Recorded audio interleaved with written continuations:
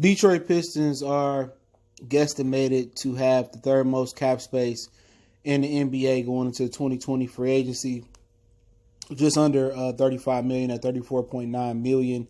And that's one of the benefits of moving Andre Drummond for John Henson and Brandon Knight. They both have expiring contracts. Henson's just under $10 million. Knight's around $15.5 million. And that's the part that people don't understand on the Andre Drummond trade. They expected to get some equal value in return in the trade, but it wasn't going to happen if they waited to the last minute to trade him.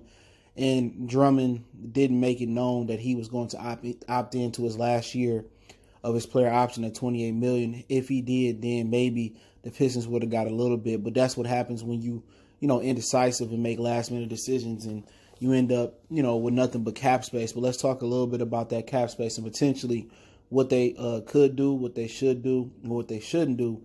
But we back. Motor City Sports Talk. We in the building. Appreciate everybody for checking in. Make sure you hit that subscribe button, bell icon button, share the video. Appreciate the love, support from everybody with the channel. Best way to help the channel is to share the video. Help the accessibility of the channel as well. And I'm working on a podcast, so just be patient. That's coming. And I should be going live later tonight about some Lions. So people that love the Lions, I'm going to talk about them. But, you have some free agents out there. Some guys got player options that I don't expect to opt out. Like I think Gordon Hayward, I don't expect him to opt out. And Andre Drummond, I think he said, I heard he said he's going to opt in. So the free agent list is pretty much, it's a desired taste.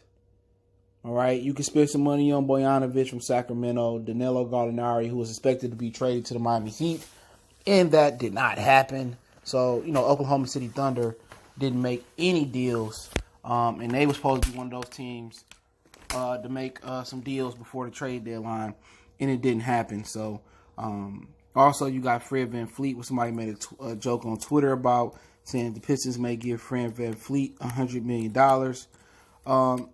And you got Serge Ibaka, Marc Gasol. You have a lot of guys that's on that free agent market, but I think the Pistons should be wise and not spend. It's not a rebuild in, the NBA is different from the National Football League, and it's different from Major League Baseball in the farm system. It's just something that's going to have to take time. You have to do it the right way. You have to be able to scout the right way. And with the Pistons, they don't need to rush into anything. Quite frankly, I would just get some fillers, some one-year option players, and I would look to draft the right way. Is there some guys out there that I do like?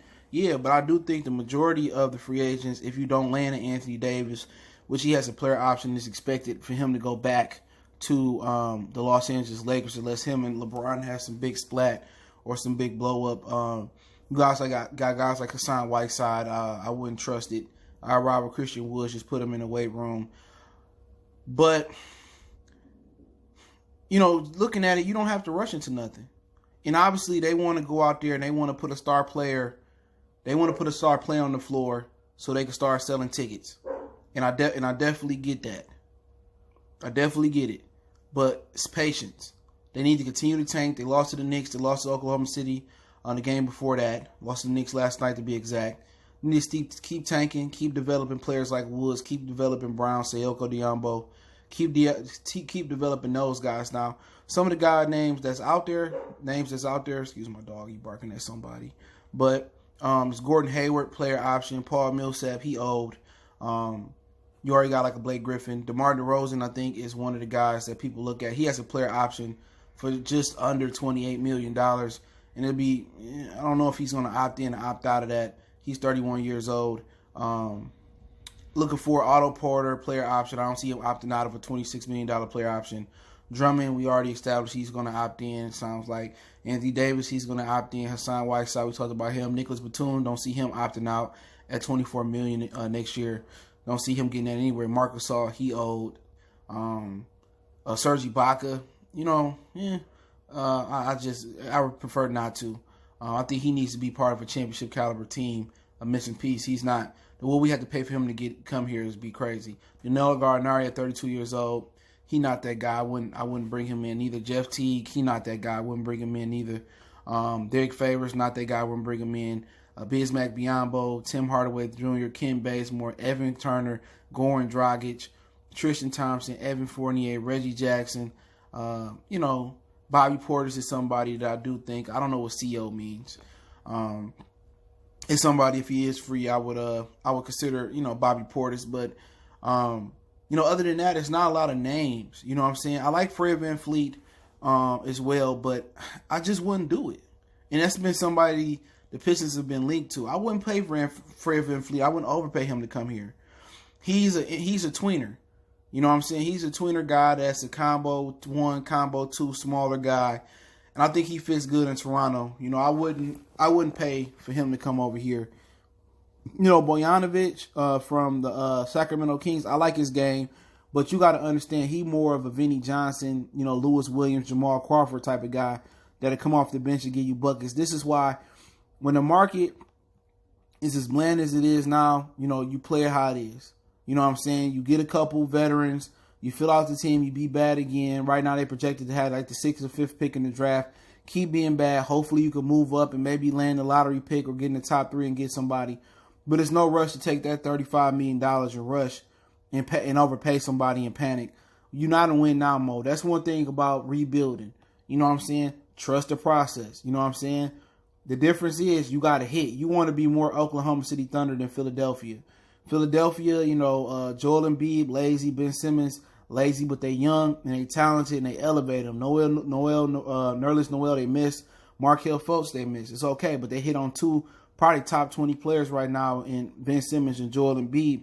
But I would just trust the draft process, man. I wouldn't go out there and overspend for nobody. I would just, get a lot of cheap veterans, fill out the team, and I let Bruce Brown, Biyombo, Christian Woods, whatever rookies you bring in, I develop them. We'll just be a team that's just going to be developing, and you never know. Other than Sayoko, that's probably going to be your cornerstone.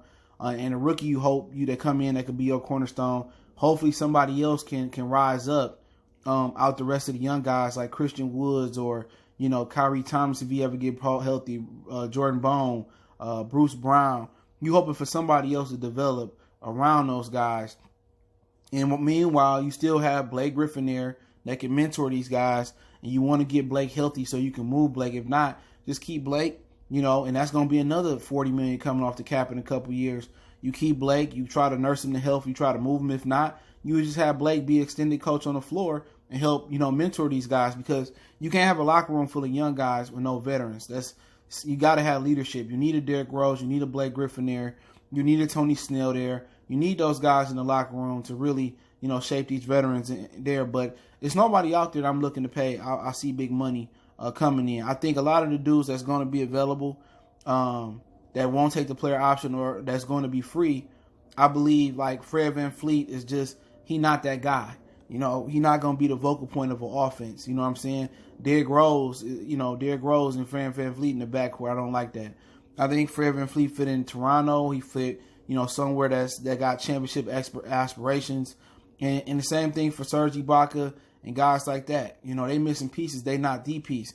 Now, DeMar DeRozan is a guy, people might like to breed here, but he's shown over the course of his career at $30 million a year, he not that guy. You know what I'm saying? He's just a piece to the puzzle, just a step or two above Fred VanVleet. He a piece to the puzzle. If you were, I can't think of a team right now, but if you somebody like, Indiana or Boston or Philly, you need that extra piece. Then he kind of like that missing piece. But DeMar DeRozan at 31 years old, that goes against the grain of rebuilding. You know what I'm saying? You rebuild with young players. They got nice veterans with Derrick Rose, Blake Griffin, Tony Snell there, and just to nurture the young guys. And you build it through the draft. And once you got your pieces, once you feel that you got some young Sayoko Biyombo, you got maybe another young guy you bring in this year, and then down the line you get another young guy. Then that's when you start to get the high price free agents before some of those rookie contracts come up, and you got to pay them big money. So my personal opinion on there, I'll link an article in the description proving the guesstimated cap space of $35 million, third most in the league. Don't forget we on Facebook, Instagram, Twitter. Reach out to the email if you got business question, inquiry, sponsorship, video request. Let me know what you guys think. I'll link the article with the NBA free agents on there as well too. All that information is in the description. Appreciate the love, support. Keep sharing the videos. The best donation you can make. All social media is in the description. One time for the one time. We gone.